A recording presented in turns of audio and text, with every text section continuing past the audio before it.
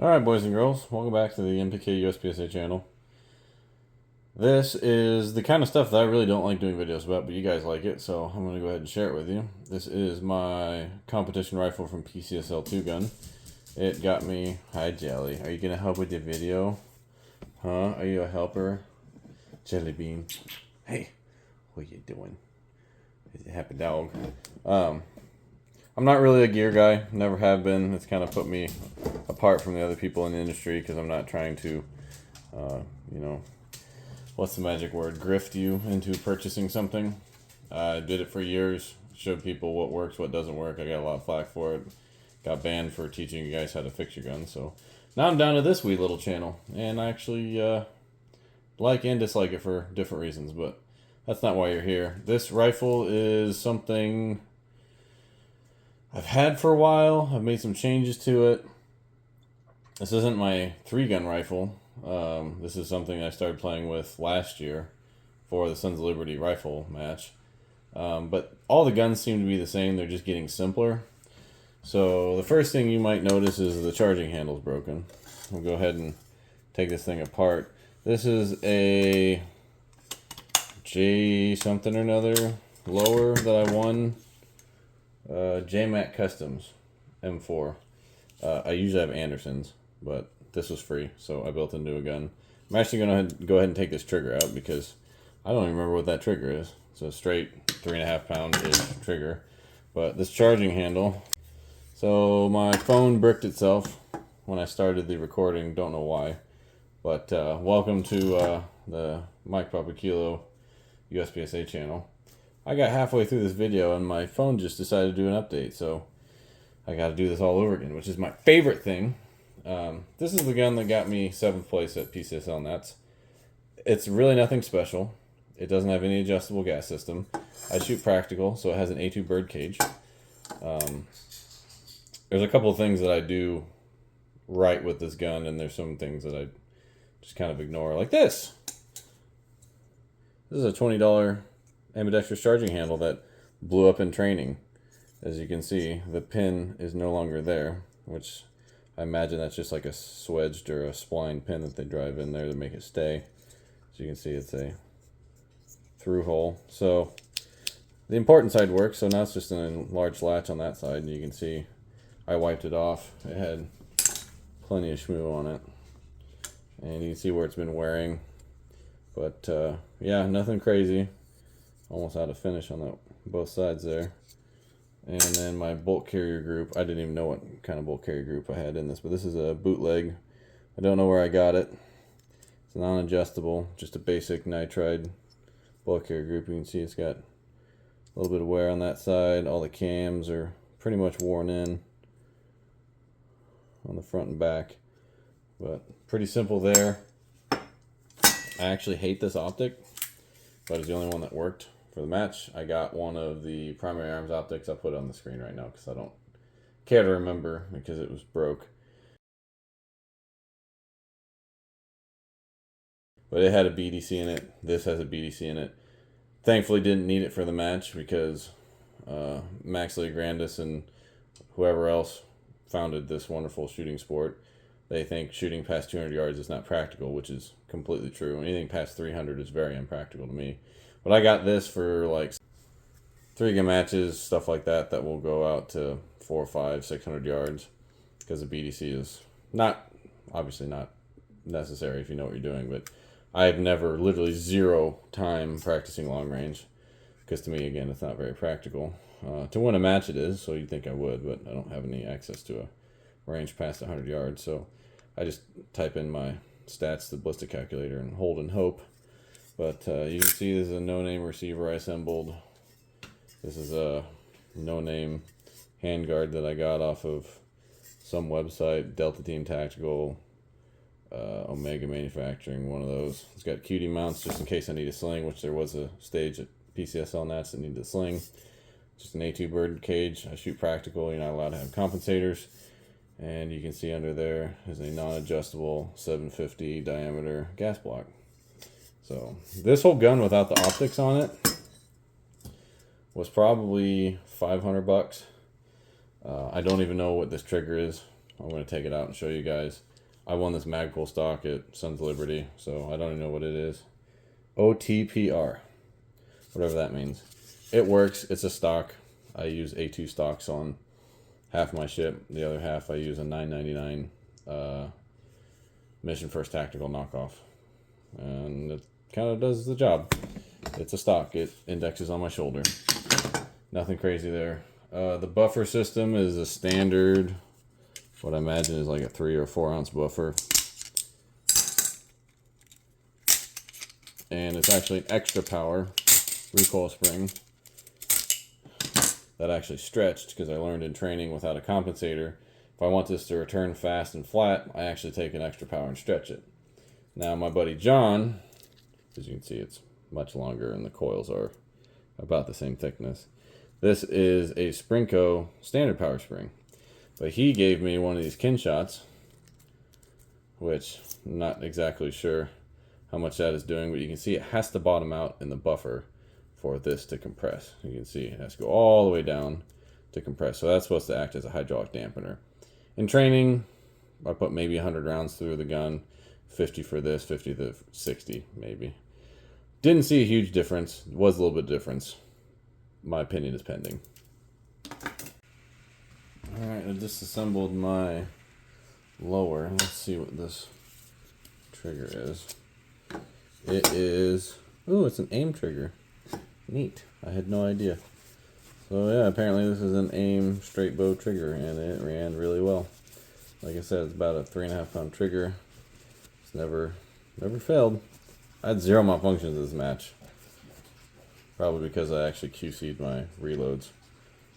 That's really the only trick to this system, is I run a downloaded 62 grain Hornady full metal jacket bow tail.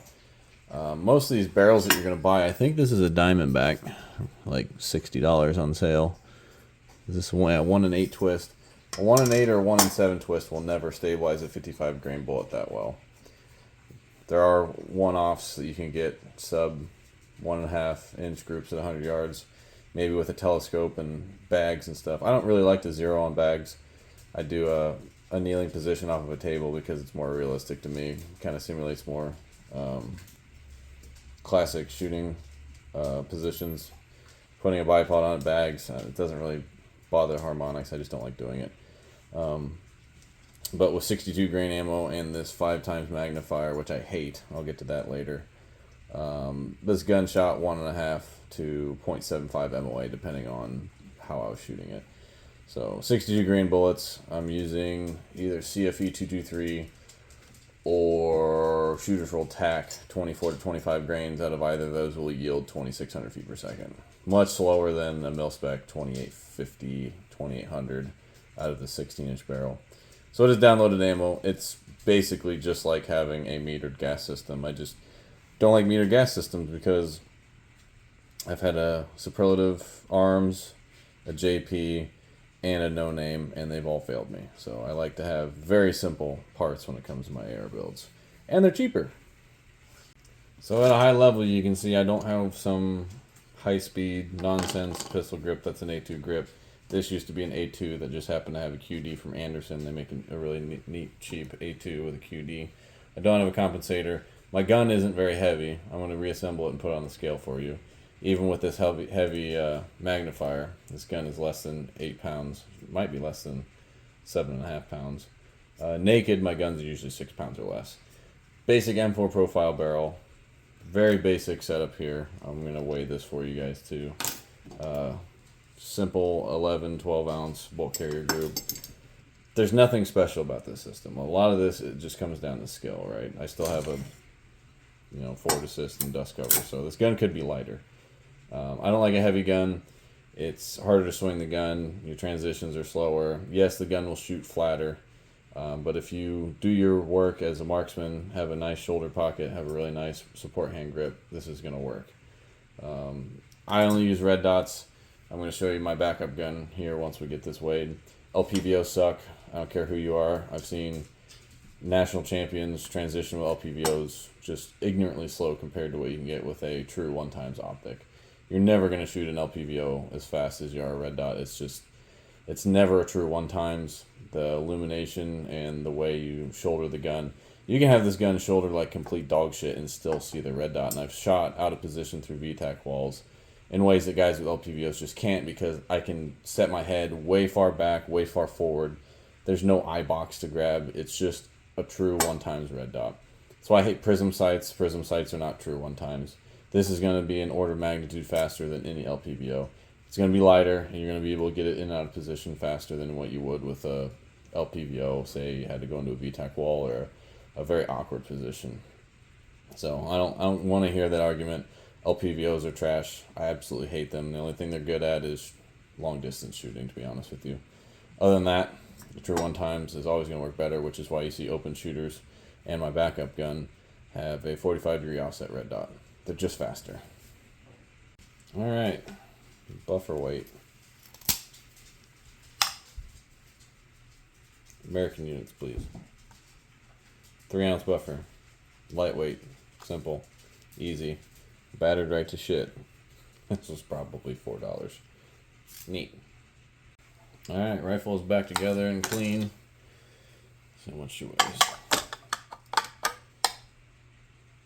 7.5 pounds. Pretty light. There's a lot of guns with LPVOs I pick up. I'm like, why is your gun 10 pounds? It's kind of ridiculous, but whatever. So, this is an El Cheapo sight mark magnifier. I don't know if I need less magnification to get a better eye relief, but this eye relief is absolute junk. It's like an ACOG. Gotta get way up on it. The one stage that this failed me and lost me like 2 places in the match was stage 12 Wolverines. To save shooting from 2 different positions, you have to, basically there's a corner that you have to wedge yourself into and push hard against. So if the window's facing this way, there's 2 targets this way, right? And getting an eye box with this thing, you can watch me. I'll link the video. What are you crying about, dog? It's fine. You're gonna be all right. You gotta wedge yourself in the corner, and the eye box, I couldn't see anything. There's actually too much magnification at 5 times. Finding targets at like 150, 200 yards. Probably maybe even less. I don't know. Shooting downhill. So that really screwed me over. Lost like 30 seconds on that stage playing with this thing. Never trained with them, so half of it was my fault. But I always shoot 1 times. I've always shot limited and 3 gun. But probably will go do it 3 times now that I know that there's really nothing past 200 yards for PCSL. Other than that, like I said, the gun ran flawlessly. I'm probably going to change this out for the Hollow Sun that I won on the prize table, because I don't really need a BDC, and this is kind of a small tube. But other than that, that is the setup for the rifle. I'll stay tuned for the handgun setup. But the other thing I'm going to change with this, there are a few flash hiders that I've seen out there that kind of act as compensators. So I'm going to see if I can get one that's legal for PCSL that might cut recoil. And then, of course, like I said, I'm going to play with this thing. I've got a couple other, there was like a roller delayed one. I think that's from the compensator company, Unrivaled. And then there's the Armaspec captured recoil spring. We'll play with those a little bit, see if they cut recoil at all. But the most important thing is that you know how to shoot and that the rifle is reliable. All the other gear and nonsense is not going to make you a better shooter. This helps a little bit. Having a non-creepy 5.5 pound trigger does help. But other than that, as long as the gun's reliable and you have a decent trigger and your marksmanship fundamentals don't suck, you don't need to worry about putting several $1,000s into the gun. This optic costs as much as this gun, minus the trigger. So, I mean, this is a $400 some optic. That's a $100 trigger. They may be cheaper now. They're probably $80, but the $80 trigger is really the biggest improvement on this gun. Other than that, buttstocks really don't matter. I don't need a bipod. Compensators help a ton, but in practical division, obviously you don't get those. And then, of course, my magazines. I was running cheapo SHK stainless steel mags all weekend. This was my backup mag, as you can see. Still in the plastic. Don't need a special bullshit polymer mag that doesn't drop free, right? Metal mags always drop free. Never had any problems with metal mags. Plastic mags are dumb. So there you go. And then, of course, I got a ambi safety, which you don't even need. Oh, I gotta charge it. Because you don't even need to throw your gun in the dump box with the safety on, per PCSL rules. You just throw it in there, which is interesting. But there you go. That's the rifle setup for PCSL. There's nothing special to it. as long as you don't suck at shooting, the gun works. That's all that matters. So let me know what you guys think in the comment section. If there's a magic way to delete recoil, let me know. And haven't found one yet, other than a really nice compensator, which I can't have. So thanks for watching, and stay tuned for more. As promised, here's a quick look at the backup gun.